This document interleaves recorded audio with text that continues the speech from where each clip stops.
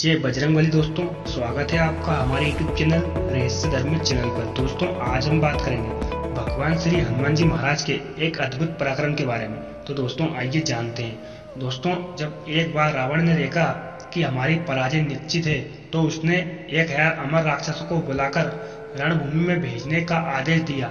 ये ऐसे राक्षस थे जिनको काल भी नहीं खा सकता था। विभीषण ने गुप्तचरों से समाचार मिलने पर श्री राम को चिंता हुई कि हम लोग इनसे कब तक लड़ेंगे। सीता का उद्धार और विभीषण का राज तिलक कैसे होगा, क्योंकि युद्ध की समाप्ति असंभव है।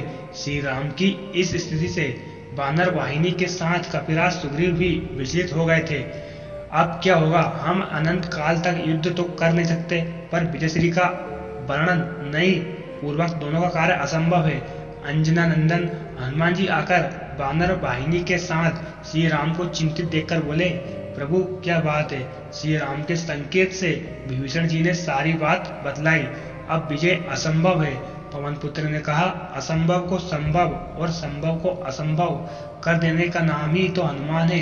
प्रभु, आप केवल मुझे आज्ञा दीजिए, मैं अकेले ही जाकर रावण की अमर सेना को नष्ट कर दूंगा। परंतु कैसे हनुमान? वे तो अमर हैं। श्री राम जी ने कहा, प्रभु इसकी चिंता आप न करें, बस सेवक पर विश्वास करें। हनुमान जी बोले। उधर रावण ने चलते समय राक्षसों से कहा था कि वहाँ हनुमान नाम का एक वानर है, उससे जरा सावधान रहना।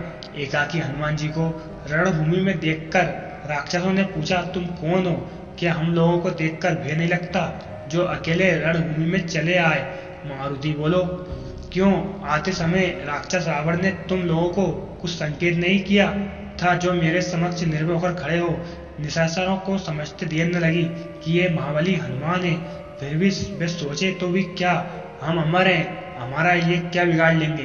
भयंकर युद्ध आरंभ हुआ। पवन पुत्र की मार से राक्षस रणभूमि में ढेर होने लगे। चौथाई सेना बची थी कि पीछे से आवाज आई, हनुमान हम लोग अमर हैं, हमें जीतना असंभव है, अतः अपने स्वामी के साथ लंका से लौट जाओ, इसी में तुम सबका कल्याण है। अंजनी ने कहा, लौटूंगा अवश्य, पर तुम्हारे कहने से नहीं, अपितु अपनी इच्छा से।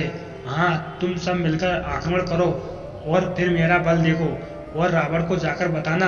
राक्षसों ने जैसे ही एक साथ मिलकर भगवान श्री हनुमान जी महाराज पर आक्रमण करना चाहा, वैसे ही पवन पुत्र ने उन सबको अपनी पूंछ में लपेटकर ऊपर आकाश में फेंक दिया। वे सब पृथ्वी की गुरुत्वाकर्षण शक्ति जहाँ तक है वहां से भी ऊपर चले गए। चले ही जा रहे थे, उनका शरीर सूख गया अमर होने के कारण, पर मर नहीं सकते।